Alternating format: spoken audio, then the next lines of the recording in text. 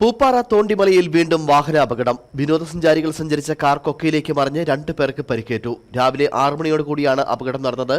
കഴിഞ്ഞ ദിവസവും ഇതേ സ്ഥലത്ത് വാഹനം മറിഞ്ഞ് 5 പേർക്ക് പരിക്കേറ്റിരുന്നു. തമിഴ്നാട് തിരിച്ച് ജമാൽ കോളേജിൽ നിന്നുള്ള വിദ്യാർത്ഥികൾ സഞ്ചരിച്ച വാഹനമാണ് അപകടത്തിൽപ്പെട്ടത്. മൂന്നാറിലേക്ക് പോകും വഴിയായിരുന്നു അപകടം. 7 പേരായിരുന്നു കാറിൽ ഉണ്ടായിരുന്നത്.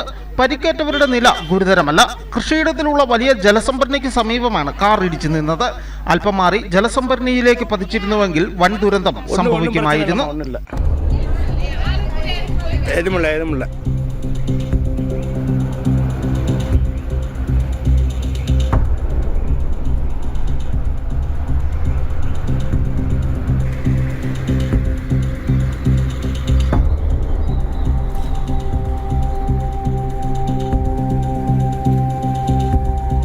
കഴിഞ്ഞ ദിവസം ഉത്തർപ്രദേശ് സ്വദേശികൾ സഞ്ചരിച്ച വാഹനം ഇതേയിടത്ത് മറിഞ്ഞ് 5 പേർക്ക് പരിക്കേറ്റിരുന്നു.